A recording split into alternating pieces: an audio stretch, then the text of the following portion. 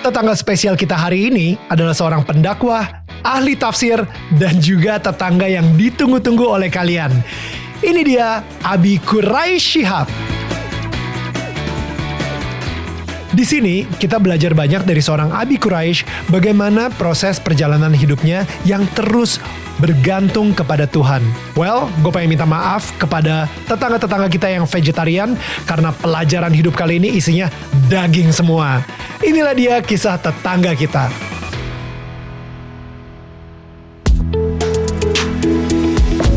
Ini gua Daniel, tetangga kamu. Di sini gua akan ngobrol dengan tetangga gua tentang perjalanan hidup mereka dari kacamata spiritual di saat mereka mengalami situasi tidak pasti dan kekhawatiran sampai bisa kembali bangkit menjadi orang yang lebih kuat dari sebelumnya. It's gonna be very exclusive and inspiring.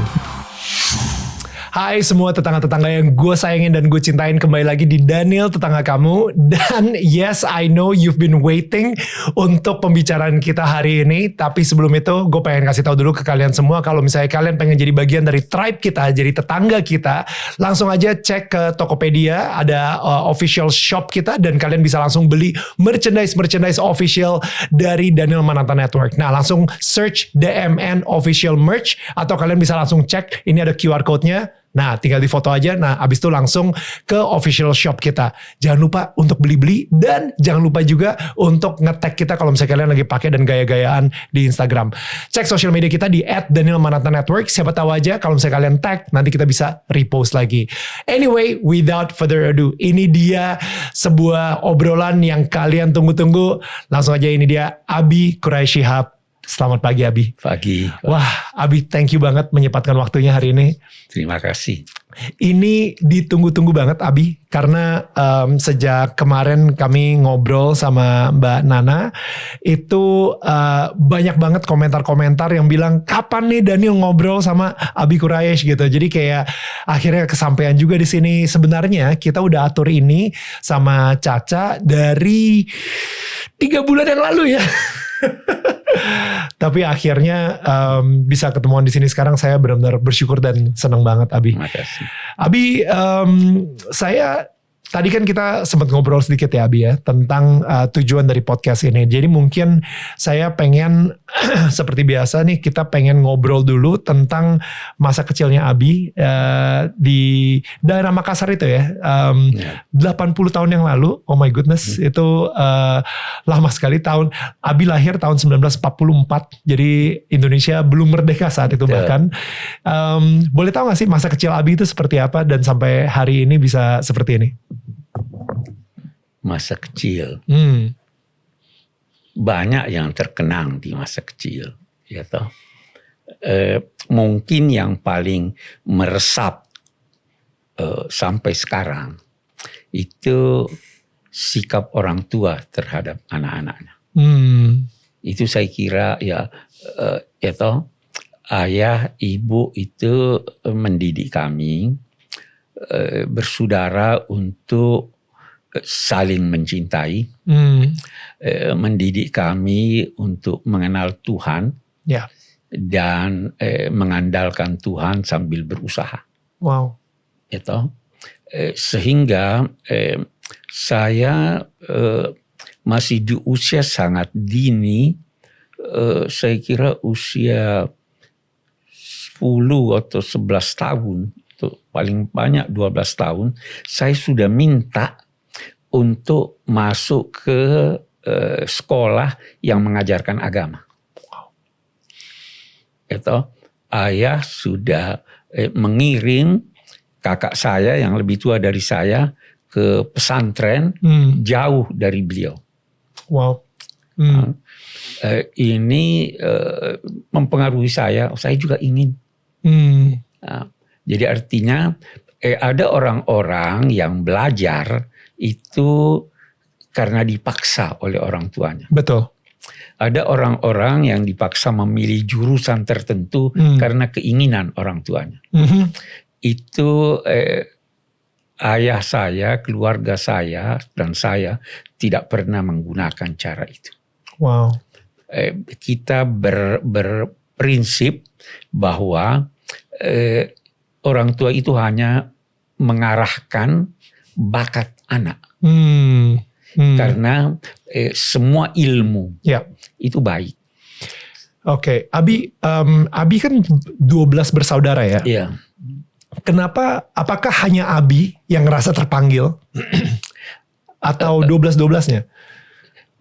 Saya yakin 12-12-nya, tetapi masing-masing punya bakat yang berbeda. Sehingga paling tidak dalam kegiatan mereka yang berbeda-beda itu selalu terpatri dalam jiwanya keharusan mengenal Tuhan, dekat pada Tuhan. Ya. Ada fondasi tersebut ya? Ya, fondasinya itu sudah ditanamkan sejak dini. Ya, kalau gitu Abi, apa sih momen ketika Abi umur dari 0 sampai 12 tahun itu yang sepertinya Abi satu-satunya kali ya yang umur 12 tahun yang bilang saya mau ke pesantren, saya mau belajar atau lebih mendalami soal agama gitu. Ada nggak momen kenapa Abi merasa terpanggil banget atau tertarik banget untuk menuju ke arah situ? Ketika itu saya tertarik dengan kakak saya. Oke. Iya, kakak saya yang juga di pesantren. Dan ketika kembali lantas bisa berbahasa Arab dengan lancar. Nah, itu sebenarnya, waduh ini kok begini ya. Sehingga sejak dini saya itu sangat dekat kepada bahasa Arab. Dan saya yakin itu di pesantren bisa didapatkan. Itu kira-kira ininya. Ya, waktu umur 12 tahun, 13 tahun itu kan sebenarnya banyak banget anak-anak yang lagi pencarian jati diri. Mereka umur 12-13 itu masih puber, masih gak tahu arahnya kemana. Dan kadang-kadang malah bisa rebel, bisa against orang tua, malah melawan orang tua gitu. Tapi justru di situ Abi malah tertarik ke ilmu agama, memperdalami lagi hubungan antar ke Tuhan gitu ya.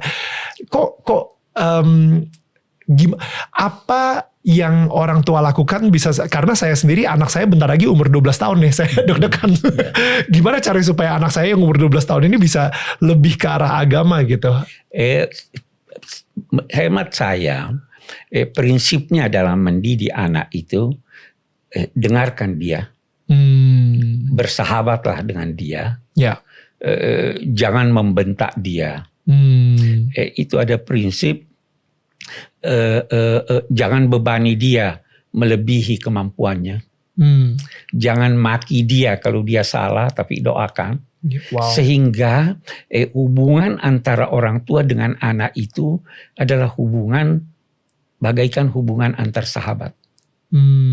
Itu menjadikan anak tidak segan menyampaikan rahasianya yang terdalam kepada bapaknya atau ibunya. Jadi dia tidak lagi menyampaikannya kepada temannya yang boleh jadi tidak mengerti persoalan. Betul. Nah, dan itu juga yang menjadikan orang tua, ayah dan ibu harus pandai-pandai mendengar anaknya. Tidak langsung berkata ini tidak boleh, tapi berdiskusilah, carilah solusi. Nah itu yang dilakukan oleh ayah saya, oleh ibu saya. Ayah terhadap anaknya yang laki-laki, ibu terhadap anaknya yang perempuan. Oke. Tadi Abi sempat ngomong gitu ya, kalau misalnya anak salah, jangan dimaki, tapi malah didoakan. Boleh di-elaborate nggak? Karena jujur, ini menarik banget sih. Ketika seorang anak melakukan kesalahan, saya sebagai orang tua sepertinya mempunyai hak untuk memarahkan, memaki dia, untuk ngasih tahu dengan hati yang baik. Wah, gak boleh kayak gitu, bla bla bla. Tapi malah jatuhnya itu kayak jangan bikin malu orang tua dan lain-lain gitu. Tapi malah didoakan tuh artinya apa ya, Abi? Jadi begini, kita harus sadar bahwa sebenarnya anak yang melakukan kesalahan itu biasanya terpengaruh oleh faktor luar. Anak pada dasarnya itu masih bersih. Ya toh. Ketika dia melakukan suatu kesalahan, boleh jadi terpengaruh oleh temannya, boleh jadi terpengaruh oleh ini. Sehingga prinsip dasar dalam mendidik anak itu, jangan sekali-kali pukul anak. Nah, memukul secara fisik atau non fisik. memaki itu memukul, boleh jadi lebih kejam daripada memukul dengan fisik. Wow. Ya. Bagaimana? Doakan dia. Jadi sebutkan kesalahannya. Itu saya ingat orang tua saya kalau marah selalu dia berkata, Allah yahdi. Semoga Tuhan memberi kamu petunjuk kepada yang benar. Wow. Oke.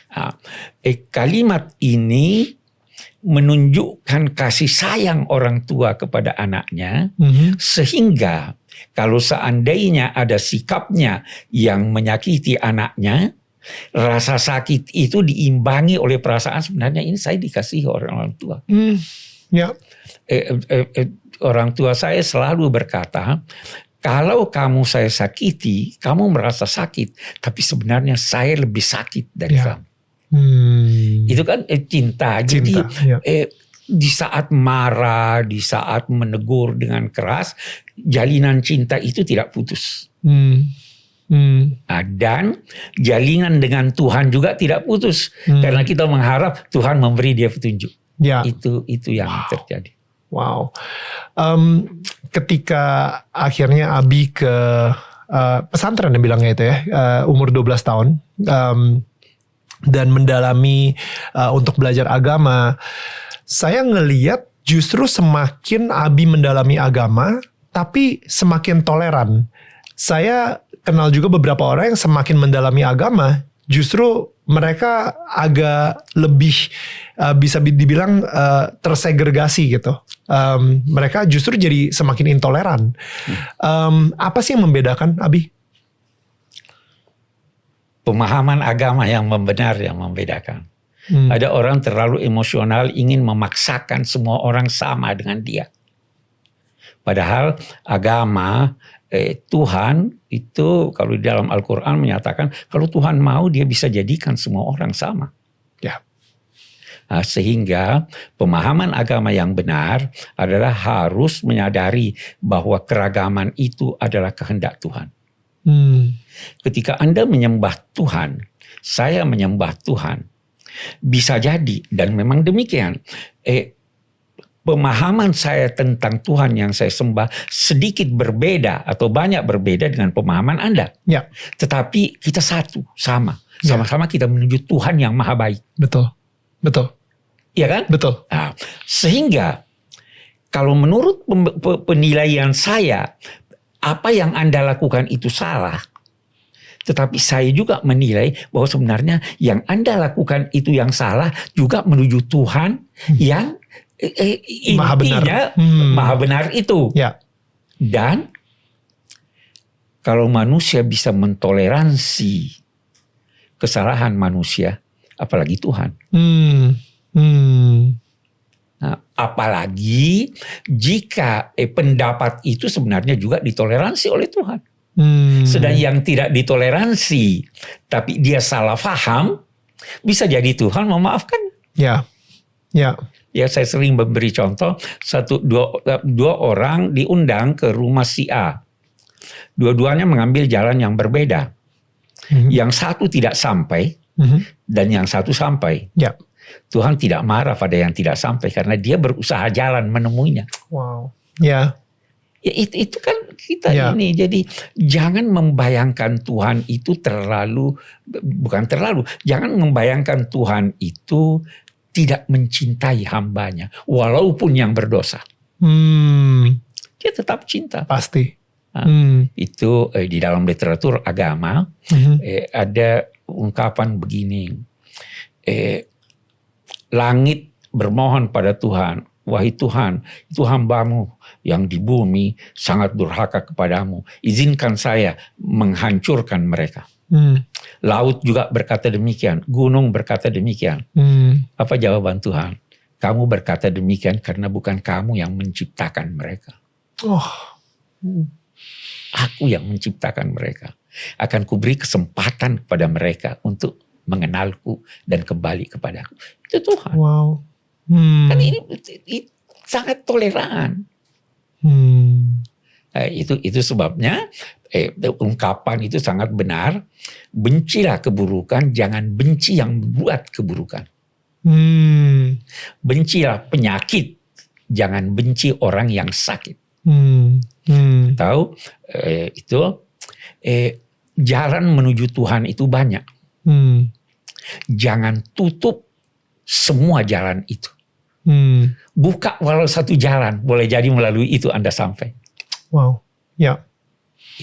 Nah, itu yang diajarkan, itu yang saya dapatkan dalam hidup ini, dalam belajar, dalam bergaul dan sebagainya, sehingga biasa-biasa aja kita toleransi dengan semua orang. Saya ngerasa, Abi, ini di semua agama, di dalam agama itu banyak alirannya. Dan antara aliran itu mereka berantem satu sama yang lain, berdebat siapa yang paling benar. Nah, belum lagi antar agama gitu. Jadi antar agama pun juga sering berdebat gitu, saling curiga, saling tidak percaya. Ketika orang-orang yang saat ini beragama dan mereka mencintai Tuhan apa adanya dan mereka berdebat, orang-orang yang tidak beragama itu semakin menyebar menurut saya. Dengan sekarang ini di Amerika mereka sudah mulai bingung sama yang namanya gender. Gara-gara ada gender neutral, kita bilangnya gender confusion. Mereka udah bingung apakah gue ini laki atau gue ini perempuan, ataukah gue non-binary, ataukah gue adalah seseorang yang mau dipanggil ada LGBTQ++++, banyak banget gitu kan. Nah, dan belum lagi tentang masalah perceraian yang dinormalkan, belum lagi masalah aborsi yang dinormalkan. Jadi saya ngerasa justru kita sebagai orang yang percaya sama Tuhan, yuk kita sama-sama bergandengan tangan dengan orang yang sama-sama percaya sama Tuhan untuk kasih tahu kalau misalnya percaya sama Tuhan itu sesuatu yang indah, sesuatu yang emang menyenangkan dan membuat kita damai gitu. Betul. Ya, jadi kendati kita berbeda bahkan dalam prinsip, tapi sebenarnya kita mempunyai banyak persamaan dalam rincian. Ya. Kalau kita tidak bisa bergandengan tangan dalam prinsip, mari kita bergandengan tangan dalam rincian yang kita sepakati. Ya. Salah satu tugas orang beragama kalau menghadapi katakanlah LGBT, agama itu tidak setuju itu. Mari kita bergandengan tangan. Ya. Kita bergandengan tangan tidak membenci mereka. Betul. Tetapi kita bergandengan tangan untuk menyelamatkan mereka. Kita bergandengan tangan mengobati mereka. Itu saya kira yang perlu kita lakukan. Mungkin kalau saya ngerasa saya selalu menyayangi mereka ya, karena mereka adalah manusia juga dan saya sendiri adalah seseorang yang berdosa dan kita semua adalah orang-orang yang berdosa gitu. Saya tetap menyayangi mereka apa adanya. Tapi apakah mereka akan mau jadi straight misalnya, mau memilih untuk suka sama laki-laki atau suka sama perempuan, itu nanti urusannya Tuhan. Saya ini cuma bisa ngasih tahu kalau misalnya ada Tuhan yang menyayangi kalian apa adanya dan ya kayak gitu sih. Itu bagus, tapi saya ingin tambahkan salah satu bukti kesayangan kita kepada mereka adalah menghalangi mereka melakukan itu. Ya. Gitu. Atau kalau tidak mampu menghalangi, memberitahu mereka bahwa itu dampaknya buruk. Nah, ini minimal yang dapat kita lakukan. Bukan justru diam. Wow. Ya, orang yang diam menghadapi sesuatu keburukan itu adalah setan yang membisu. Wow. Setan, tapi dia bisu. Kita tidak ingin menjadi setan yang membisu. Kita beritahu. Tetapi agama mengajarkan kita memberitahu baik-baik. Kita memberitahu ini dan sebagainya. Memberitahu dengan cinta ya? Memberitahu dengan cinta. Ya. Saya sempet sih ngerasain tuh harus memberitahu sesuatu kepada teman saya dan itu saya ngasih taunya sampai nangis-nangis.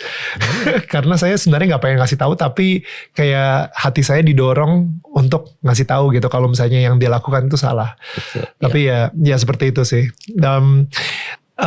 Sekarang ini yang menurut saya ini lumayan mengkhawatirkan karena contohnya deh Abi ya.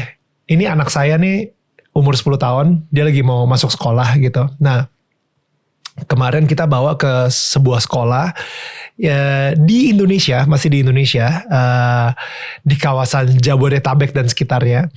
Dan di situ mungkin karena ini sekolahnya sekolah yang udah levelnya internasional, jadi mereka sangat terbuka sama yang namanya woke agenda. Woke agenda ini adalah sebuah pergerakan atau agenda-agenda untuk menormalisasikan seperti you are what you feel. Identitas lu adalah apa yang sedang lu rasakan gitu. Kalau misalnya lu merasa sebagai seorang perempuan, ya berarti identitas lu adalah seorang perempuan. Explore your feelings kayak gitu. Ini adalah sebuah agenda yang mungkin sekarang ini in the 21st century yang lagi digencarkan banget lah di Amerika. Nah, kemarin pas saya lagi ke sekolahan tersebut, saya ke resepsionisnya. Di situ udah ada WC untuk laki, boys, perempuan, girls, sama gender neutral atau untuk bilangnya di situ gender netral gitu kan. Dan saya cukup kaget gitu. Saya tanya sama gurunya, kalian kok terbuka ya soal ini ya. Dan gurunya bilang, oh ya karena kita sangat menghormati banget sama murid-murid kita. Dan again, ini anak saya umur 10 tahun.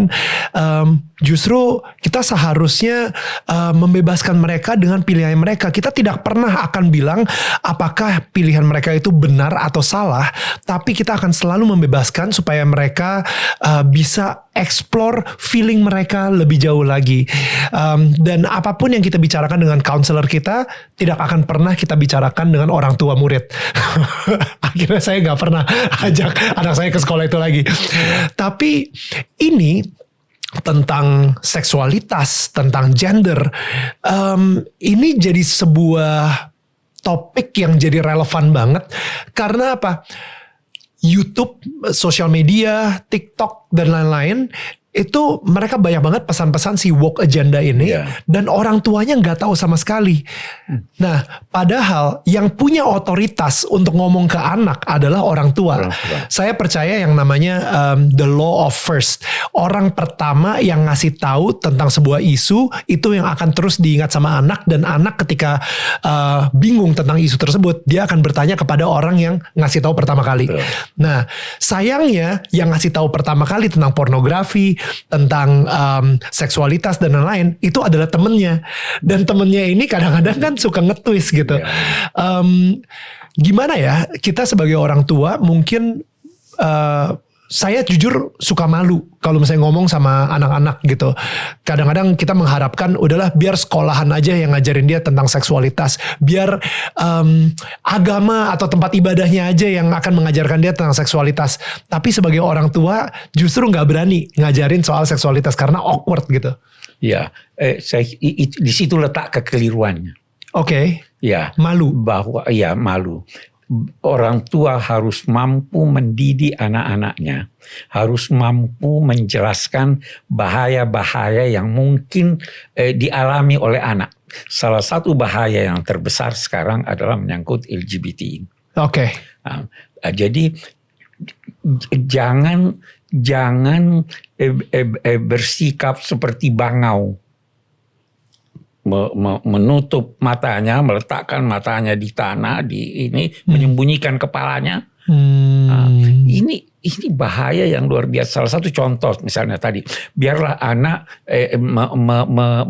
mengekspresikan perasaannya dia.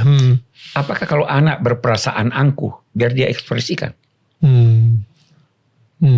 Anak bisa merasa sesuatu yang salah. Ya. Dia harus diberitahu.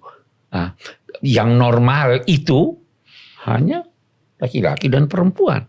Kalau Anda mempunyai perasaan yang tidak seperti itu, ini pasti ada yang salah. Nah, kita cari kesalahannya di mana. Kalau kesalahannya dapat diobati, kita obati. Kalau kesalahannya tidak dapat diobati, kita carikan jalan yang lain. Jangan justru memberi peluang kepada yang tidak berperasaan seperti itu untuk merasakan perasaan itu. Karena perasaan itu bisa menular loh. Ya. Perasaan bisa menular. Wow. Ya. Di sini yang paling penting dan yang pertama kali bertanggung jawab itu adalah orang tua. Baru sekolah. Karena anak lebih banyak di rumah daripada di sekolah. Ya. Dan anak mestinya lebih percaya dan lebih dekat kepada ibu bapaknya daripada kepada gurunya. Wow. Ya. Orang tua yang salah kalau tidak belajar, orang tua yang salah kalau merasa malu. Malu itu bukan semua malu itu baik. Saya kira itu. Jadi apalagi orang tua yang mungkin memberikan tanggung jawab tersebut kepada kepala agama, ini dari agama mana aja, untuk mengajarkan seksualitas kepada anaknya. Karena sepertinya kepala agama ini mempunyai otoritas tertentu untuk mengajarkan hal tersebut. Tapi kadang-kadang suka di-abuse sama kepala agamanya untuk ya keuntungannya dia gitu. ya, kepala agama juga manusia yang bisa tergoda oleh setan. Ya kan? Jadi kita jangan mengandalkan dulu orang lain, orang tua dulu yang harus kita. Saya lebih menekankan pada peranan orang tua, baru kemudian sekolah, baru kemudian pemuka agama yang mengantar ke sana. Jadi memang ini bahaya dan apalagi sangat giat itu penganjur-penganjur LGBT ini, sangat giat dengan segala ini. Jadi kita tidak boleh diam. Kita tidak boleh diam. Kita harus semakin kuatkan fondasi khususnya bagian seksualitasnya ini kepada anak gitu ya. Apa sih yang kalau dari Quran sendiri seperti apa seharusnya mengajarkan seksualitas kepada anak-anak gitu? Berterus terang itu satu, tetapi dengan bahasa yang bersih. Oke. Yang kedua, menyadari bahwa itu adalah sesuatu yang normal pada waktunya.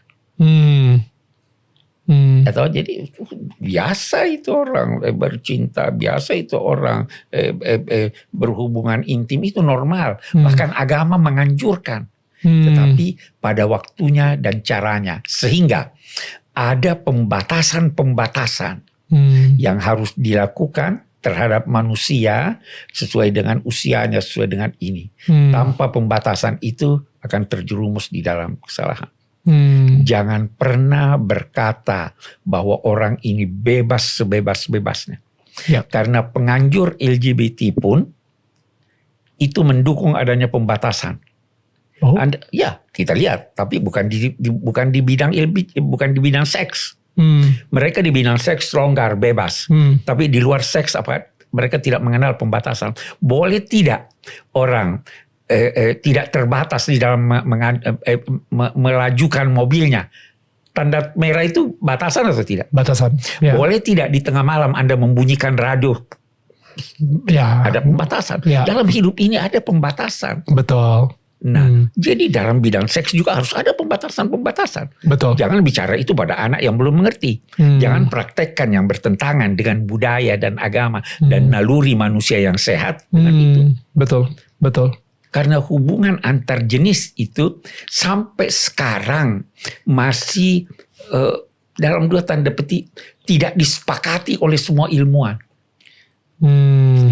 Itu hasil keputusan bahwa itu adalah normal, itu diperselisihkan oleh ini. Hanya kekuatan suara lebih besar itu yang lebih yang lebih didengar. Itu lebih didengar, padahal tidak. Saya setuju dengan pembatasan tersebut sih, karena api kalau nggak dibatasin akan bisa membakar rumah, membakar hutan dan menghancurkan semuanya. Air kalau nggak dibatasin akan membuat banjir, tsunami dan lain-lain. Tapi air ketika diberikan batas itu akan memberikan kehidupan. Api diberi batas memberikan kehidupan. Seks kalau nggak dibatasin ya pasti akan menghancurkan. Tapi kalau dibataskan ya itu namanya pernikahan. Dulu ada yang berkata bahwa seks biar aja longgar. Kita berkata nafsu itu tidak mengenal pembatasan. Nafsu itu seperti minum air laut.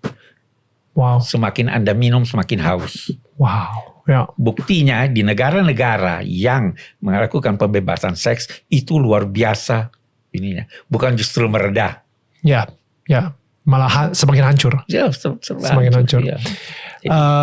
Saya berharap banget sih mungkin seorang Quraish Shihab bisa menulis sebuah buku yang isinya tentang seksualitas dan itu berdasarkan dari Quran, based on Quran, karena seksualitas ini tidak pernah diajarkan juga di sekolah, dan kita even orang yang menikah ya, orang yang setelah menikah pun juga nggak tahu gimana caranya harus ya kan, nggak pernah diajarin juga gitu. Jadi gue harus ngapain ya, gimana kayak gitu. Emang mudah-mudahan ada buku. Insya Allah akan terbit buku saya menyangkut seksualitas. Insya Allah dalam waktu tidak terlalu lama. Ngomongin soal ini, sesuatu yang saya suka tertarik karena kita sebagai seorang manusia tidak pernah diajarkan soal kuasa, bagaimana handling sebuah power. Saya pengen belajar dari Abi gitu, karena Abi sendiri sempat jadi menteri, Abi sempat menjadi duta besar, tapi nggak tahu kenapa saya ngerasa Abi itu tidak pernah, yang tipikal sekarang nih, ketika orang udah mendapatkan jabatan, tiba-tiba mereka langsung abuse power tersebut, mereka eksploitasi kekuatan tersebut. Bagaimana sih caranya untuk kita sebagai manusia menghandle yang namanya kuasa? Bahkan sekarang nih ketika orang di sosial medianya dapat 1.000 followers saja, mereka langsung ngerasa, wah gue udah punya power nih, gue udah lebih terkenal, udah lebih baik daripada orang-orang sekitar gue gitu. Nah, jadi bagaimana cara kita sebagai manusia handle yang namanya power, belajar dari mungkin Rasul gitu, belajar dari sahabat-sahabat para nabi misalnya, kayak gimana? Begini, power itu bersumber dari Tuhan. Ini dulu satu. Jangan pernah berkata bahwa power yang dimiliki oleh orang-orang durhaka bukan bersumber dari Tuhan. Aneh ya. Tuhan tetap memberikan power kepada orang-orang durhaka. Tidak ada yang terjadi di alam raya ini kecuali atas seizin Tuhan. Ada enggak yang terjadi di luar? Tidak ada. Semuanya Tuhan izinkan. Ya. Izin Tuhan. Nah, ketika dia memberikan power kepada seorang yang durhaka, dia ingin yang bersangkutan belajar, dia ingin yang melihatnya belajar, kemudian dia cabut kekuasaan itu. Dia tidak berkata saya ambil kembali.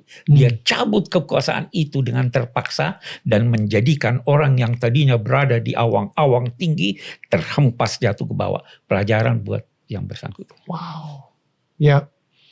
Nah, dan itu kita lihat dalam sejarah. Ya. Kalau di Perjanjian Lama, di Al-Quran itu kisah Fir'aun, kisah sekian banyak sih, ya toh? Betul.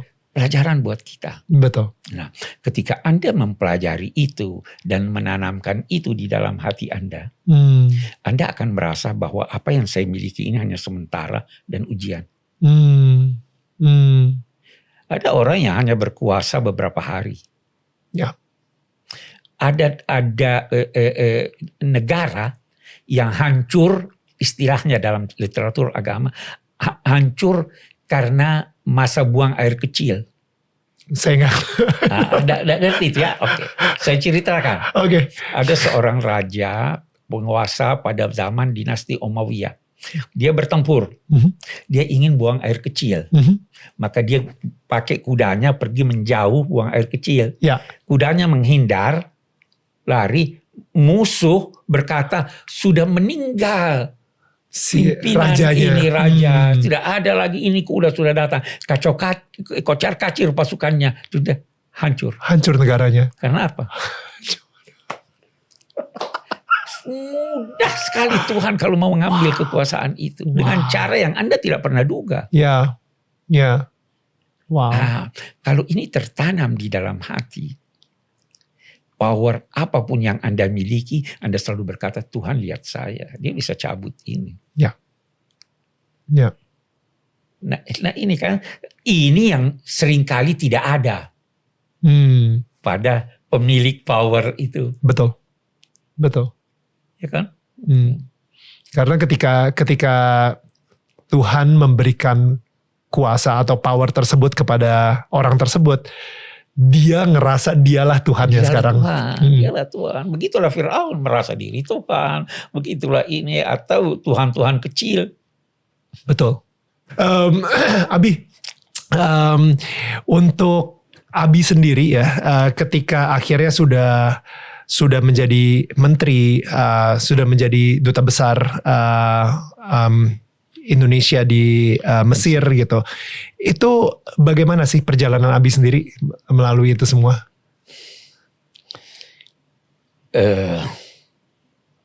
Saya tidak ingin bercerita tentang diri saya. Tetapi tidak pernah ada jabatan, alhamdulillah, yang saya minta. Waktu saya diangkat jadi menteri, itu Pak Harto telepon. Wow. Saya masih berkata, Pak, ada yang lain. Waktu saya diangkat menjadi duta besar, Pak Habibie mendesak sampai 3 kali.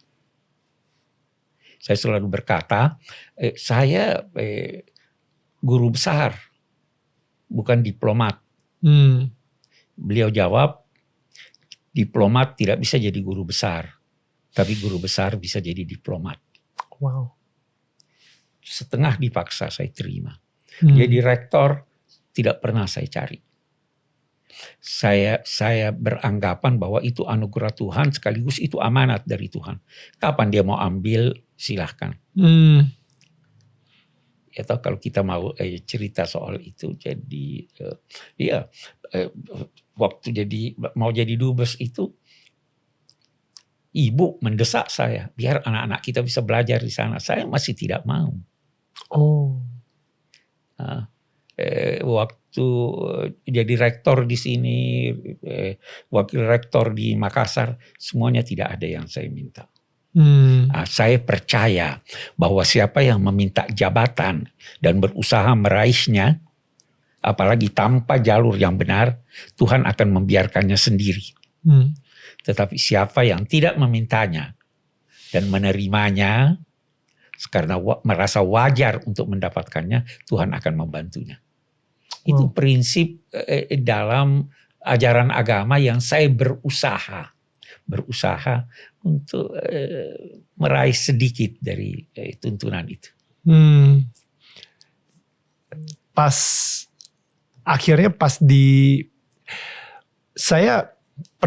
Saya ngerasa saya lebih percaya diplomat yang dulunya guru besar daripada guru besar yang dulunya diplomat. Tidak harus kita berkata demikian. Karena alangkah banyaknya, lebih banyak diplomat yang bukan guru besar yang sukses. Ya. Sebagaimana ada guru besar yang tidak sukses. Jadi itu tergantung dari bagaimana, kalau kita mau secara umum, bagaimana hubungannya dengan Tuhan. Betul. Hubungannya dengan Tuhan seperti apa sih seharusnya idealnya? Tidak usah cari yang ideal. Oke. Saya selalu berkata begini. Tadi saya singgung. Jalan menuju Tuhan banyak. Ya. Anda tidak harus meletakkan telur Anda di keranjang yang berbeda-beda. Tidak harus. Bagus kalau bisa diterapkan. Tetapi jangan tidak ada dalam satu keranjang telur Anda. Saya dalam konteks ini saya beri contoh. Kita diajarkan oleh agama, misalnya hubungan baik dengan Tuhan, hubungan baik dengan tetangga, hubungan baik dengan sahabat, hubungan baik dengan lawan bahkan. Kita tetap disuruh adil terhadap lawan, kamu harus adil. Betul. Ya toh. Nah, kita diajarkan sholat. Jangan tutup semua ini. Paling tidak satu Anda harus punya hubungan. Apa itu? Misalnya, jangan tidak sholat. Misalnya, di dalam perjanjian baru, di dalam hadis-hadis Nabi, Tuhan berkata, di hari kemudian Tuhan akan berkata begini. Itu ucapan Yesus dan ucapan Nabi Muhammad. Hampir persis sama. Di hari kemudian Tuhan akan berkata, saya telanjang, mengapa engkau tidak memberi saya pakaian? Wow. Saya lapar, kenapa kamu tidak beri saya makan? Saya haus, kenapa kamu tidak beri saya minum? Yang ditanya ini berkata, bagaimana mungkin kamu telanjang sedangkan Tuhan? Bagaimana mungkin kamu lapar padahal engkau Tuhan? Tuhan berkata apa? Ada hambaku yang lapar, kamu tidak kunjungi dia. Wow. Seandainya engkau mengunjunginya, engkau akan mendapatkan aku di sana. Ya. Wow.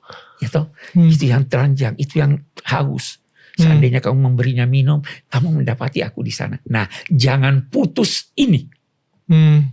Walau satu, jadi Anda masih punya, ini. Boleh jadi melalui yang satu ini dia mencurahkan rahmatnya sehingga bisa menyebar, terbuka pintu-pintu yang lain. Ya, wow. Ya. Itu kan. Ya, kita menarik ya. Saya lumayan kaget. Abi nih dari tadi sempat mention perjanjian lama, perjanjian baru. Saya jadi pengen nanya, Abi sendiri pernah baca Alkitab? Oh iya dong, saya punya 2 Alkitab di perpustakaan. Banyak orang yang baca Alkitab aja itu takut karena mereka takut pindah imannya gitu.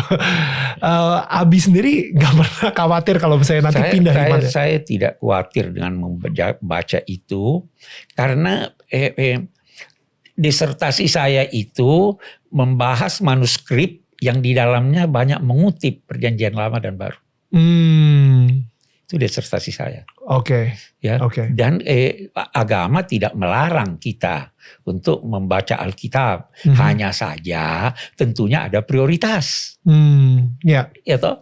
Anda jangan baca Al-Quran sebelum Anda mengakui, sebelum Anda faham apa kandungan Alkitab. Ya toh? Demikian juga Muslim. Ya. Tidak ada larangan untuk itu. Ini saya jarang banget ngomong, cuman saya sendiri juga sebenarnya pernah coba baca Al-Quran juga gitu. Sampai setengahnya, tapi dalam bahasa Inggris karena bahasa Arabnya saya nggak ngerti. Tidak ada masalah. Dan karena apa? Karena saya ngerasa banyak orang-orang Muslim yang saya kenal itu ya hatinya sangat damai. Saya suka banget sama mereka. Saya ngobrol sama mereka dan saya pengen tahu apa sih ajaran-ajaran yang membuat mereka jadi seperti ini. Jadi seseorang yang saya suka. Seperti Abi sendiri gitu. Dan itu disitulah sebenarnya saya juga mulai cari tahu tentang Quran sendiri gitu. Tapi emang benar prioritas saya lebih suka baca Alkitab gitu. Wajar, bagus. Dan sekian banyak yang sejalan itu. Betul. Sekian banyak yang sejalan. Betul sekali. Dari Abi sendiri, kalau ngelihat sekarang ini ya di Indonesia gitu ya dengan polarisasi dan apalagi saya ngerasa sosial media itu malah menambah ke ekstremin dari polarisasi ini gitu. Karena ya recommended page-nya atau semua yang muncul di feed-nya mereka di sosial media itu hanya yang mereka suka.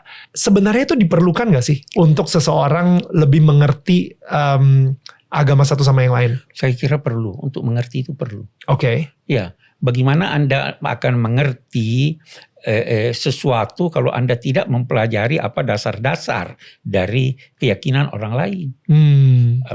Boleh jadi dengan mempelajari itu paling tidak kita mengetahui alasannya, oh ini begini sehingga dia berkata begitu. Ya kan? Betul. Ya kita walaupun kita tidak sependapat tapi kita mengerti, oh dia melakukan itu karena begini. Sama dalam kehidupan keseharian. Kita jalan, di jalan, seorang kita lihat dia tidak sapa kita. Jangan langsung berkata, oh itu dia sombong. Kita pelajari, kita lihat, oh boleh jadi dia tidak sapa saya karena dia sedang bingung. Dia sedang resah. Kita mengetahui sebab kesalahannya dan mentoleransi kesalahan itu karena mengetahui sebabnya. Wow. Ya. Saya kira dalam Islam begitu. Kita itu mereka percaya ini karena ini. Ya toh? Ya.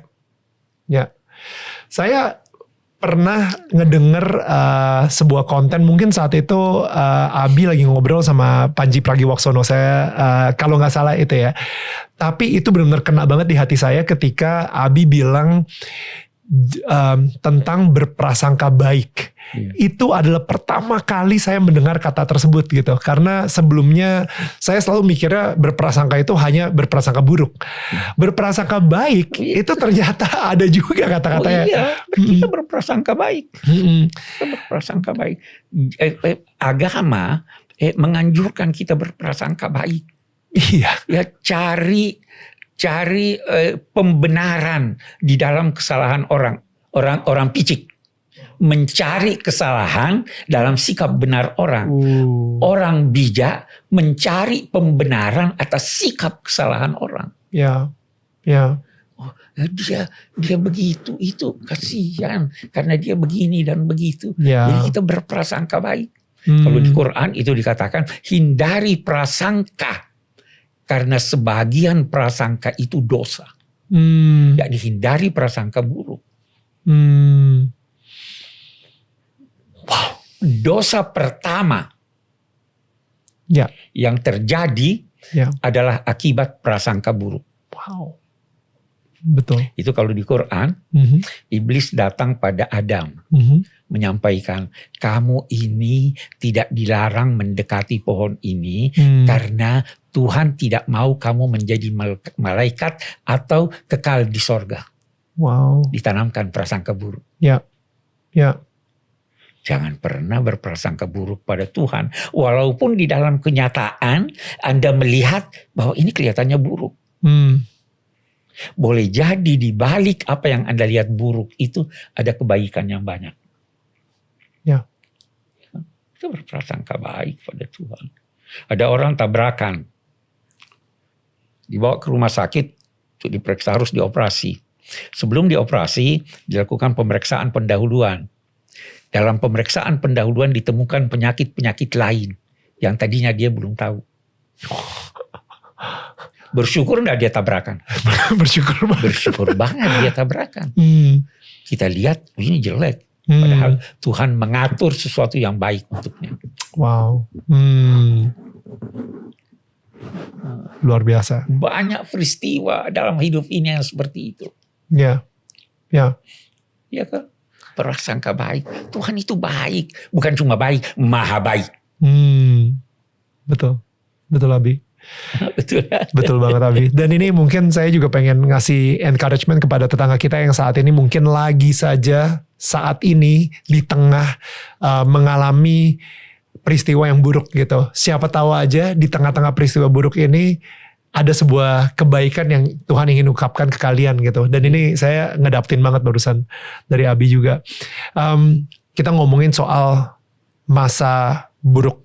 Apa saat yang paling hancur dalam hidup seseorang, mungkin Tuhan mempunyai rencana yang lain. Abi bisa ceritain gak tentang pengalaman hidup Abi sendiri yang mungkin pernah terburuk gitu? Mungkin ya. Saya sebenarnya tidak pernah merasa buruk itu. Ya, tapi kalau ditanyakan waktu studi itu saya pernah mengalami.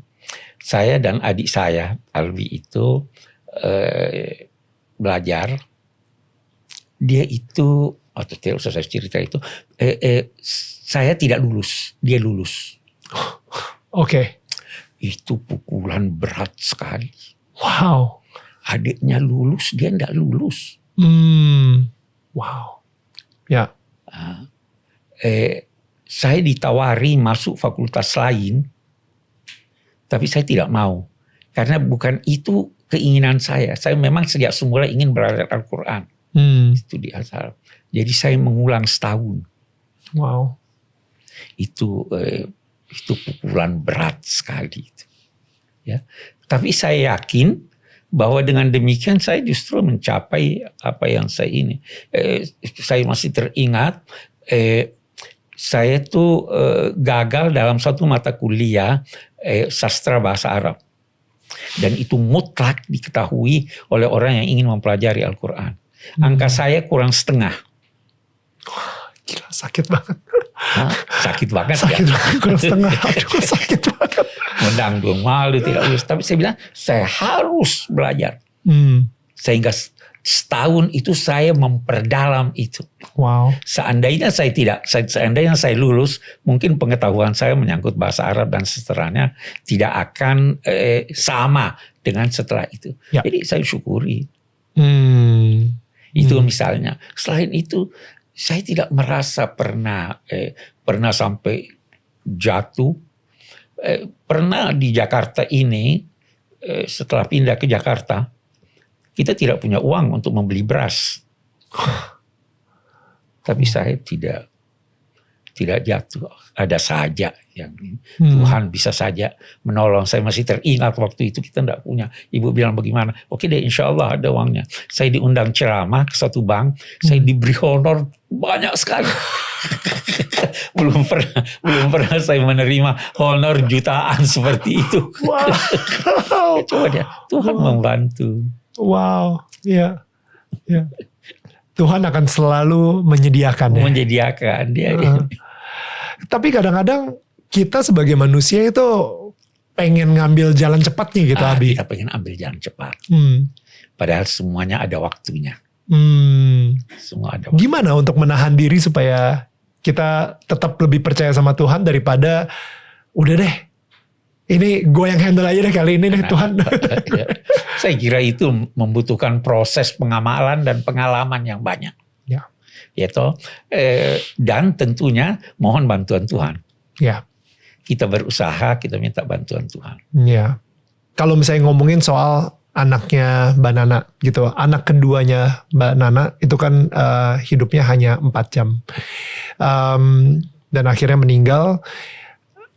Bagaimana Abi saat itu menenangkan Mbak Nana ketika melihat cucunya pun juga hidupnya hanya sangat singkat sekali? Ya berat tentu, sangat berat. Tetapi selalu yang saya ingatkan itu adalah anak yang meninggal mendahului ibunya, apalagi anak kecil, itulah yang menyiapkan buat ibu bapaknya tempatnya di sana. Perlu ada forerunner. Wow. Perlu ada, ya toh? Yeah. Jadi harus legowo. Ya, yeah. Dia yang menyiapkan untuk itu. Abi percaya kalau misalnya anaknya Mbak Nana yang kedua ini sudah di sana sama Tuhan dan mempersiapkan. Saya percaya, betul. Udah pasti apalagi belum ada dosa dong. Iya. Iya. Yakin betul itu menanti orang tuanya. Iya. Ya. Dan kemarin banyak sekali yang terkejut sih ketika saya ngobrol sama Mbak Nana. Banyak yang terkejut ketika Mbak Nana ketakutan kehilangan Abi. Tiba-tiba dia udah mulai langsung nangis dan aduh udah ya kita jangan ngomongin lagi lebih lanjut lagi karena sepertinya Abi ini sangat berpengaruh sekali di keluarga Quraisy sendiri, Quraisy Shihab sendiri gitu, di keluarga Shihab. Gak tau ya, saya emang sih ini sesuatu yang udah pasti harus kita handle ketika kita harus kehilangan orang tua. It's inevitable, nggak akan bisa dihindari gitu. Dari Abi sendiri, makanya saya juga pengen belajar gitu ketika Abi harus kehilangan orang tua atau mungkin nanti ketika Abi harus meninggalkan dunia ini. Gimana Abi sendiri sebenarnya udah ngerasa anak-anak kan udah seperti siap, udah jadi-jadi semua nih. Betul. Ibadah mereka udah aman banget semuanya sepertinya. Betul. Dan sekarang ini mungkin Ya, tapi tinggal menanti lah. tapi mereka masih belum ikhlas gitu. Ya, itu wajar. Semua Ya kan? kita begitu. Mhm. Ya, saya pun sudah jadi rektor. Orang tua saya meninggal, ayah saya meninggal, ibu saya meninggal. Itu saya merasa kehilangan. Betul. Ya toh, karena betapa orang tua itu dengan anaknya, walau sudah jadi, masih tetap dianggap seperti anak kecil. Anak itu walaupun sudah tua, kalau dengan ibunya, dia masih ingin merengek dan tidur di sampingnya. Saya begitu dengan ibu saya. Ya, Ya toh. Jadi memang kalau meninggal kita kehilangan itu. pasti. Ya, tetapi ya disinilah peranan agama, disinilah peranan tuntunan-tuntunan bahwa mereka tidak pergi jauh. Ya, Kita pun segera akan menyusul. ya. Kita pasti menyusul. Nah, agama berkata kalau mau bertemu dengan orang tuamu, berimanlah seperti keimanan orang tuamu. Karena seseorang di hari kemudian itu akan bersama siapa yang dia beriman dengannya. Betul? Siapa yang dia cintai. Kalau Anda senang mencintai Michael Jackson, Anda akan bersama Michael Jackson. Iya kan? Kalau Anda mencintai orang-orang baik, Anda akan bersama orang baik. Males banget di surga sama Michael Jackson seumur hidup gitu. Iya, Michael Jackson nih. Atau Elizabeth Taylor yang saya masih kenal. Tapi Abi, untuk ketika lagi menunggunya Abi, udah pasti kita pengen bersama orang yang kita cintai. Tapi semasa kita menunggu itu Abi, yang sepertinya itu yang mungkin bisa bikin seseorang jadi depresi. Saya kira tidak. Karena udah deh, apa gunanya ada di dunia ini kalau misalnya orang yang gue sayang, orang yang gue cintain, orang yang selama ini jadi fondasi hidup gue, ternyata udah gak ada lagi di dunia ini, ya gue pengen cepet-cepet nyusul gitu. Saya kira tidak, bukan begitu. Banyak yang mikir seperti itu. Tapi Iya, dia harus yakin bahwa dia bukan hanya untuk orang tuanya hidup ini. Dia hidup untuk membangun dunia ini. Untuk mengajak orang-orang lain menjadi lebih baik. Jadi dia masih punya tugas. Memang secara umum kita bisa berkata tugas pokoknya seorang tua yang sudah mendidik anaknya, sudah ini tugas pokoknya udah selesai. Ya. Tetapi bukan berarti tugasnya sudah selesai. Ya. Iya kan? Ya. Abi, ini pertanyaan terakhir saya janji. Selama 80 tahun hidup Abi di dunia ini, dan saya berharap masih 20 tahun lagi, jadi pas 100 lebih malahan. 100 tahun sudah Bisa. tongkat saya sudah harus 23. Bisa, Insya Abi. Allah, insya Bisa. Allah. Saya percaya. Saya ngerasa saya sama istri saya punya target hidup sampai 120. Karena di Alkitab banyak banget orang-orang yang matinya di 120 gitu. Masa lalu itu begitu. Iya, makanya. Jadi saya percaya 120. Bisa. Abi, kalau saya baca-baca gitu ya, saya pikir mungkin salah satu peristiwa hidup di Abi adalah ketika kehilangan ibunda. Panggilnya emak, sorry. Ya, ibu Ya, ya. emak.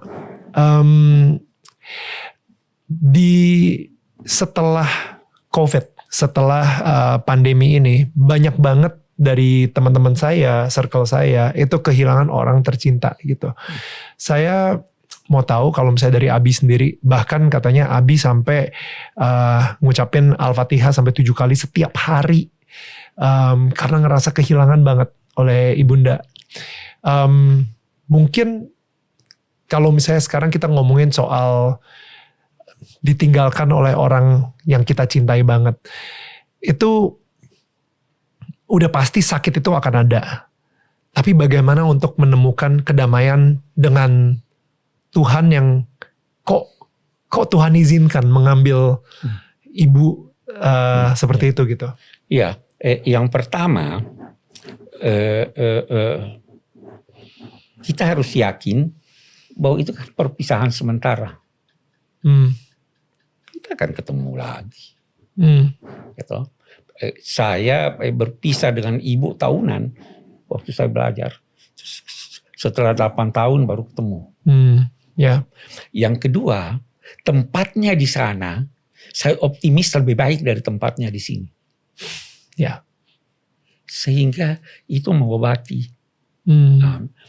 Dan saya percaya bahwa hubungan dengan yang mati itu masih ada. Dan kita bisa berhubungan, tetapi bisa jadi kita tidak rasakan karena receiver kita kotor. Oke. Ada orang yang mimpi kan? Ya. Salah satu dari bentuk mimpi itu adalah mimpi yang benar. Kalau di mana?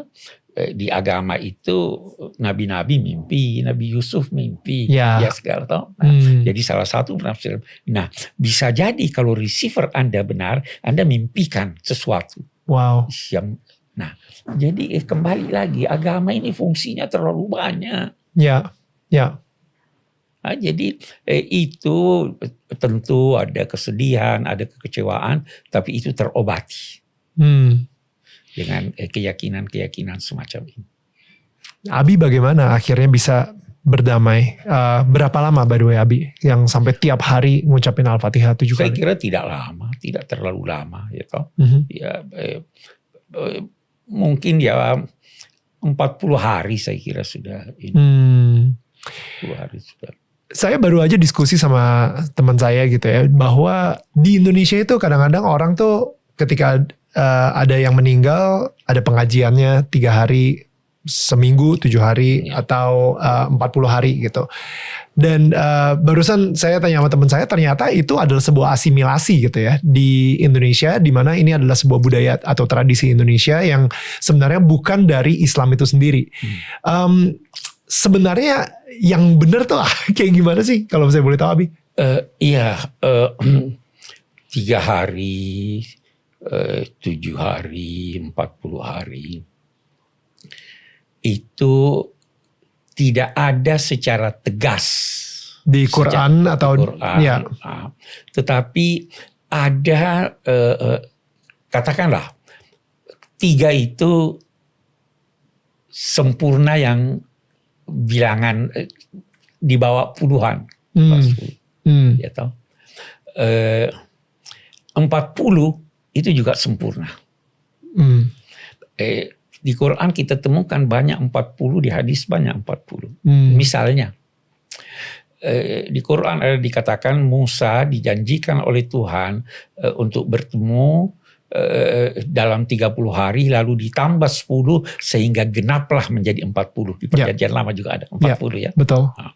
Di perjanjian di Quran itu juga dikatakan umur sempurna manusia itu 40 tahun. Kalau Anda telah berumur 40 tahun sedangkan kebaikan Anda masih lebih sedikit dari keburukan Anda, hati-hatilah.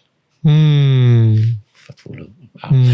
Kita menemukan di dalam Al-Quran atau di dalam hadis misalnya ada ungkapan bahwa manusia itu diciptakan berfase-fase, 40 tahun sebagai pertemuan sperma dan ovum, 40 hari. 40 hari, oke. Setelah itu 40 hari berikutnya menjadi sesuatu yang berdempet di dinding rahim. Setelah itu 40 hari sesudah itu tercipta tulang belulang yang dibungkus dengan daging. Setelah itu ditiupkan ruh. Jadi 40. Oh wow, itu saya baru tahu. Zakat itu 1/40 dari harta yang Anda miliki setahun. Wow, oke. Dia 1/40 untuk menunjukkan itu sedikit sebenarnya, hanya 1/40. Iya. Banyak sekali yang 40 tahun. Iya. Itu orang-orang Bani Israel yang membangkang pada Nabi Musa itu disesatkan Tuhan selama 40 tahun. Iya kan? Jadi banyak 40. Ya, betul. Betul. Yesus pun dicobai 40 hari juga jadi, gitu. Jadi seakan-akan angka 40 ini angka yang mempunyai makna. Iya. Dari sini lantas mendoa itu 40 hari.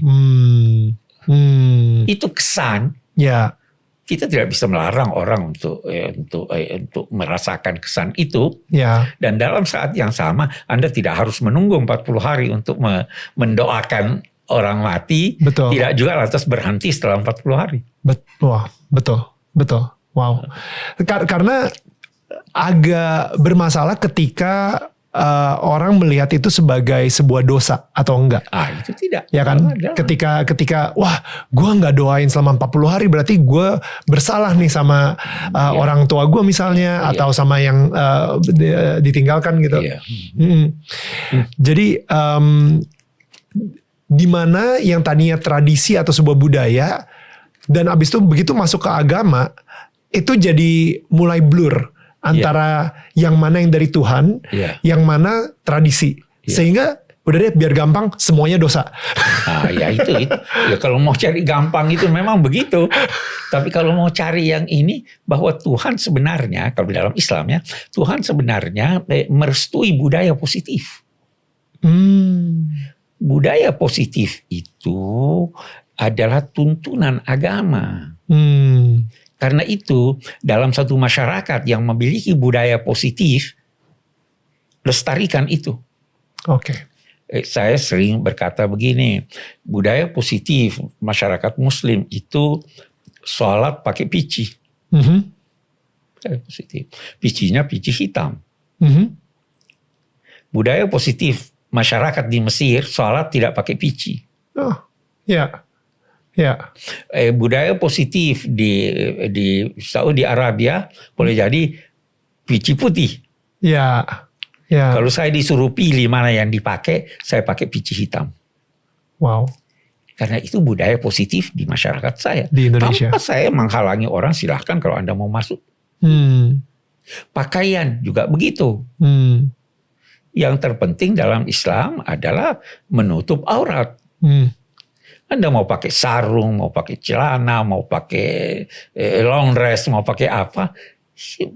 Budaya orang berbeda-beda. Yang penting nilainya. Dalam ajaran Islam, dia tidak memperhatikan, dia tidak mengkultuskan bentuk. Wow. Yang dia kultuskan adalah nilainya. Wow. Kalau contoh, seandainya Ka'bah yang menjadi tempat umat Islam mengarah salat itu dipindahkan ke Indonesia, saya tidak mengarah ke Indonesia karena Ka'bah itu bentuk kubus. Saya tetap mengarah ke sana. Kalau ada masjid yang dibangun dalam bentuk gereja atau dalam bentuk silahkan. Iya kan? Dia tidak mengkultuskan bentuk. Nilainya. Nilainya itu. Saya sempat juga kebetulan lagi Ramadan, lagi Lebaran, Idul Fitri. Kebetulan saat itu lagi di daerah Israel dan Palestina. Ada beberapa supir taksi yang saya langsung bilang, minal aidin wal faizin. Ngapain lu ngomong kayak gitu? Loh, bukannya kalau misalnya ini selamat Idul Fitri, minal aidin wal faizin, kagak ada di sini mah. Happy Idul Fitri aja. Oh yaudah. Dan budaya gitu. Dan mungkin di Mesir sendiri ketika orang meninggal pun juga nggak dirayakan, atau ada dirayakan. Ada pengajian 3 hari, 5 hari, 7 hari, 40 hari. Dari itu artinya. Itu budaya itu sebenarnya. Budaya itu bukan satu kewajiban. Yang wajib Anda doakan orang tua Anda. Yang wajib Anda sholatkan dia. Itu yang wajib. Itu pun yang wajib salatkan dia, tetapi kalau sudah ada satu orang yang salatkan dia, Anda tidak wajib lagi. Oh, wow. Karena itu begitu. Tapi kalau mau ikut rame-rame ya bagus, makin banyak makin bagus. Menarik ya, soalnya ngomongin soal sinkronisasi atau asimilasi ini gitu, dimana tadinya ada sebuah budaya di budaya Indonesia yang sangat kental banget, mungkin saat itu masih kejawen atau ada beberapa budaya yang mungkin lebih monolitik gitu misalnya. Tapi ketika agama Ibrahim ini masuk, Islam, Kristen, Katolik, itu kayak mereka awalnya ya udah deh, nggak apa-apa kita asimilasi aja, kita ikutin aja. Bahkan ada beberapa tradisi misalnya di mana ya, di Flores gitu, mereka melakukan kulturnya mereka, tradisi mereka, dan Romo Katolik di situ juga memberkati sebelum mereka berperang misalnya seperti itu, karena emang udah budaya suku mereka aja gitu. Dan itu adalah bentuk asimilasi. Tapi sampai kapan? Karena ada beberapa kan yang malah mikir, oh enggak, malah bingung gitu, Abi. Malah bingung, apakah ini kita melakukannya untuk Tuhan, atau kita masih melakukan ini untuk nenek moyang, atau kita masih melakukan ini untuk Tuhan atau berhala atau budaya yang kita sembah dari nenek moyang kita gitu. Sampai kapan itu akan terus berlangsung kalau misalnya kita mengkompromikan lah si budaya-budaya yang dilakukan oleh nenek moyang ini? Mengkompromikan itu sebenarnya bisa bermacam-macam bentuknya. Kita tidak ingin mengkompromikan dengan mengorbankan keyakinan agama. Itu satu prinsip. Tidak mengkompromikan, tapi dengan mengorbankan. Dengan mengorbankan agama.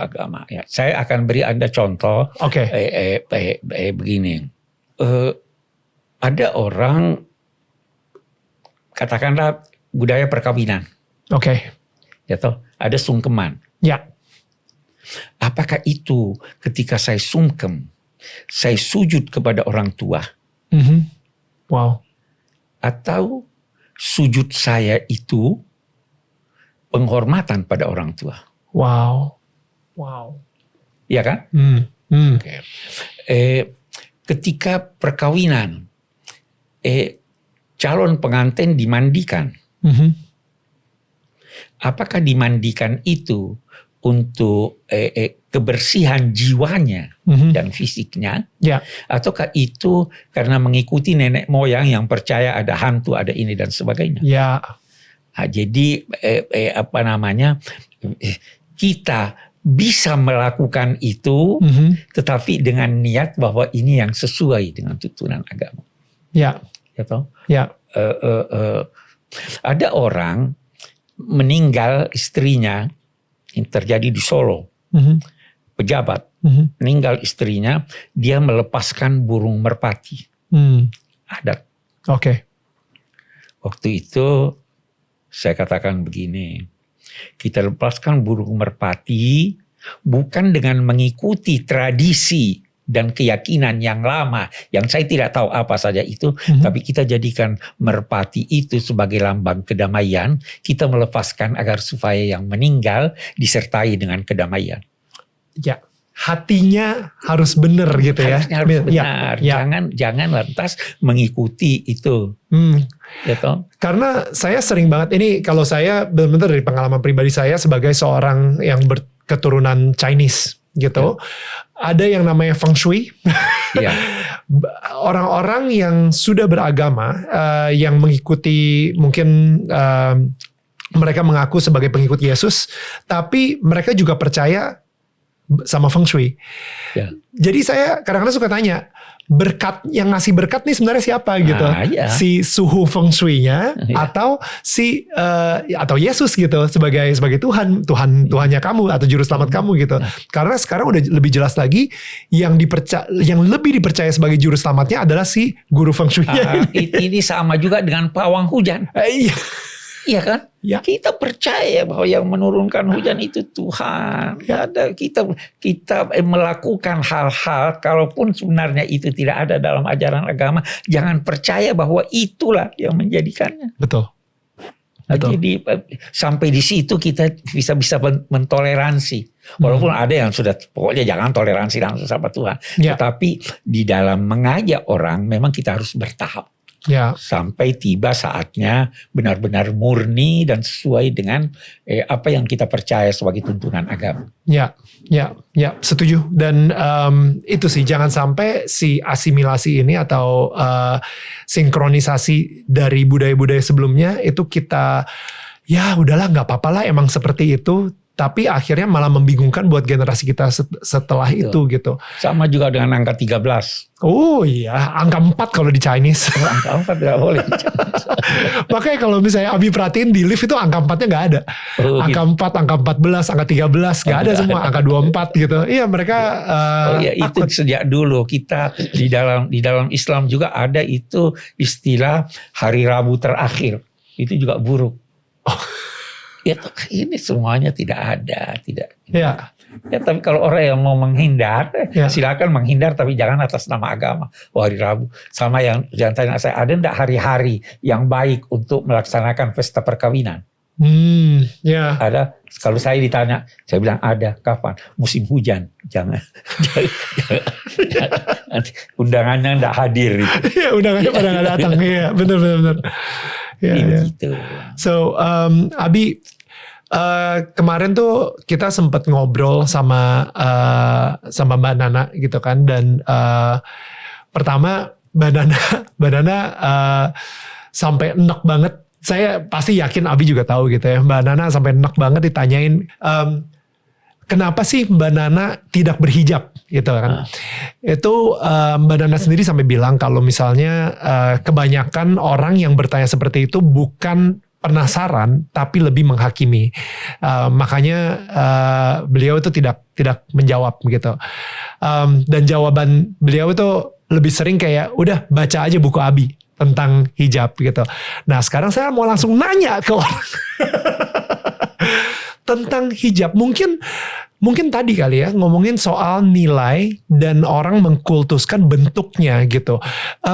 Itu saya udah ngerti sedikit-sedikit soal itu. Tapi kalau misalnya mungkin di sini Abi bisa jelasin atau elaborasi lagi gitu. Sebenarnya kenapa di keluarganya Abi sendiri itu nggak semuanya harus pakai hijab? Ya, jadi begini. Memang ada perintah untuk menggunakan penutup kepala untuk menutupi dada. Ya. Memang ada perintah untuk menutup bagian-bagian tertentu dari badan, baik badan lelaki maupun badan perempuan. Itu kita sepakat. Tetapi ketika itu akan diterapkan, timbul berbagai penafsiran. Ada misalnya ayat yang berkata, gunakanlah jilbab itu supaya kamu tidak diganggu orang. Ini dijadikan dasar oleh sementara bahwa sebenarnya itu tujuannya supaya tidak diganggu. Bukan tujuannya bentuk itu. Ini satu penafsiran. Yeah. Orang bisa setuju, bisa tidak. Yeah. Sehingga ekstrimnya, kalau Anda ke Eropa, lantas kalau pakai jilbab, lantas dilecehkan orang, gak usah pakai. Yeah. Ini pemahaman. Nah, berbicara tentang yang harus ditutup, itu beda pendapat. Kita ambil satu contoh. Laki-laki, bagian badannya mana yang harus ditutup? Ada yang berkata antara pusar dan lutut. Ya. Antara pusar dan lutut. Kesemuanya atau yang antaranya saja? Iya kan? Iya. Sudah beda pendapat. Iya, betul. Jadi penafsiran bisa beda-beda. Hadis-hadis Nabi, ada yang berkata tidak wajar bagi seorang perempuan yang telah dewasa terlihat kecuali wajahnya dan telapak tangannya. Bagus. Sekarang tidak wajar itu artinya harus. Beda penafsiran. Ya. Ada lagi yang mengatakan tidak wajar kecuali setengah lengannya. Ada lagi, kita ambil contoh konkret. Apakah menutup kepala itu semua kepala? Ya. Timbul pertanyaan, kepala itu apa? Beda lagi penafsirannya. Sakit kepala itu harus semuanya atau sebelah juga sudah atau boleh? cuma setengahnya aja. Ya, ada yang menafsirkan kepala, yang penting kepala. Itulah yang digunakan oleh ibu-ibu kita dari zaman dulu. Dia tidak tutup semua kepalanya. Ya. Jadi Betul. penafsiran beda-beda. Ya. Karena penafsiran beda-beda, silahkan pilih yang mana yang Anda tenang. Itu kira-kira singkatnya seperti itu.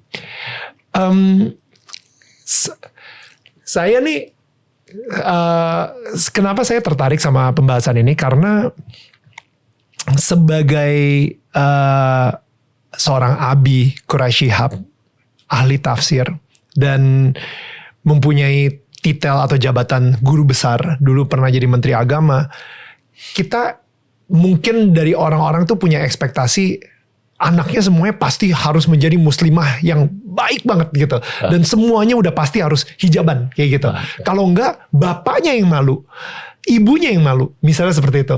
Tapi dari Abi kayaknya santai banget gitu. Karena saya tahu bahwa semua dimungkinkan. Oke. Semua boleh. Ya toh, sama halnya pakaian. Yang mau pakai kebaya, silahkan. Ya. Yang penting tidak melanggar agama, yang penting sopan, yang penting sesuai dengan apa yang dianggap baik oleh, walaupun bukan oleh semua orang, tapi oleh sebagian orang. Silakan. Jadi saya tidak paksa anak saya atau istri saya pakai jilbab. Mereka yang pakai jilbab itu karena itulah yang dianggap baik. Yang tidak, silahkan. Jadi kita di keluarga ini tidak mengenal istilah paksa. Selama itu masih ada yang membolehkan, silahkan. Gak pernah mikir, wah ini nanti akan bikin saya malu nih kalau mereka. Saya malah bisa bangga. Kalau ada yang membenarkan dan dia yakin dengan itu, silahkan. Karena sejak semula pendidikan anak-anak itu tidak pernah berdasar paksaan. Kalau tidak akan sukses anak itu kalau Anda paksa dia. Wow. Anakmu bukan anakmu. Wow, titipan, semua titipan. Titipan. Kita tinggal mengarahkan, oh ini begini, silahkan pilih. Wow. Cucu saya satu pernah, anaknya Nana, pernah sekarang ada di sini, tapi dia belajar di London. Pernah sewaktu masih kecil sangat hobi sepak bola. Saya juga senang sepak bola. Itu anaknya dia kirim ke itu latihan di Chelsea. Saya bilang kalau kamu bisa menjadi pemain bola yang hebat, jauh bisa lebih baik daripada saya yang ngerti agama. Wow. Itu kita di Muhammad Salah itu memberi image tentang Islam yang sangat baik dibanding dari banyak kiai. Betul. Ya kan? Melalui sepak bola. Melalui musik. Bisa. Melalui segala hal. Kalau Anda pakar dalam bidang suatu ilmu dan berakhlak baik, itu promosi yang luar biasa untuk agama Anda, untuk bangsa Anda. Lebih besar daripada yang bisa dilakukan oleh seorang kiai atau benar. Silahkan. Jadi saya pengen tahu nih Abi, apa sih sebuah pesan yang mungkin Abi udah pelajarin yang sampai sekarang nih yang bisa mungkin merangkum 80 tahun sejauh ini nih hidup prinsip hidup dari seorang Quraish Shihab?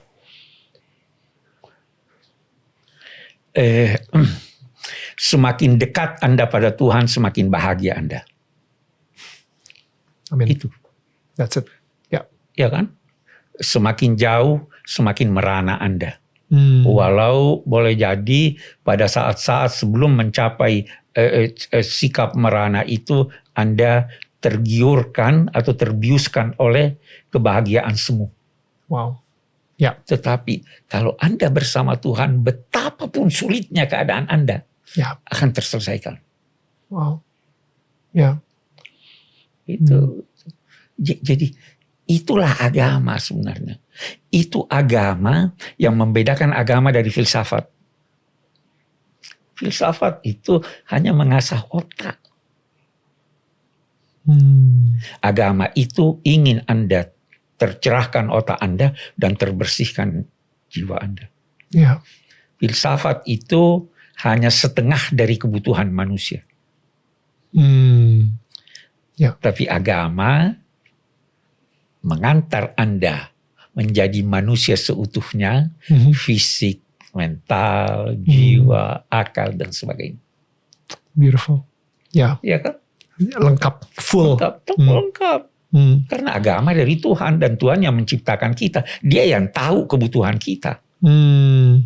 Kalau kita tidak tahu persis. Oke. Saya kemarin baru dengar teman saya cerita sama saya ketika Tuhan menciptakan dunia ini dan isinya. Dia misalnya ketika ngomong hai laut, dia ngomong ke laut, dan habis itu diciptakanlah ikan dan segala isinya ya, makhluk-makhluk hidup di dalam laut tersebut. Dan dia bilang hai tanah, terciptakanlah semua bunga-bunga, pohon dan lain-lain gitu. Tapi ketika dia menciptakan manusia, dia ngomongnya ke siapa gitu? Dia ngomong ke diri mereka sendiri, ke diri Tuhan sendiri. Let us create in our image gitu. Jadi pada akhirnya kalau misalnya ikan gak bisa hidup tanpa air laut atau air gitu ya, pohon gak bisa hidup tanpa tanah, manusia tidak akan pernah bisa hidup tanpa Tuhan. Karena kita benar-benar diciptakan sesuai dengan image. Petanya. Dan sesuai dengan petanya. Itu betul di perjanjian lama begitu. Betul. Ya kan? Betul. Apa maknanya? Bahwa Tuhan memberikan manusia sekelumit dari potensi Tuhan. Dari sifat Tuhan. Ya. Agar menjadi dia seperti Tuhan. Wow. Tuhan Maha Kasih, jadilah Maha Kasih. Anda punya potensi untuk itu. Jadi Maha Kasih. Maha berpengetahuan, Anda punya potensi. Kita diberi itu. Ya.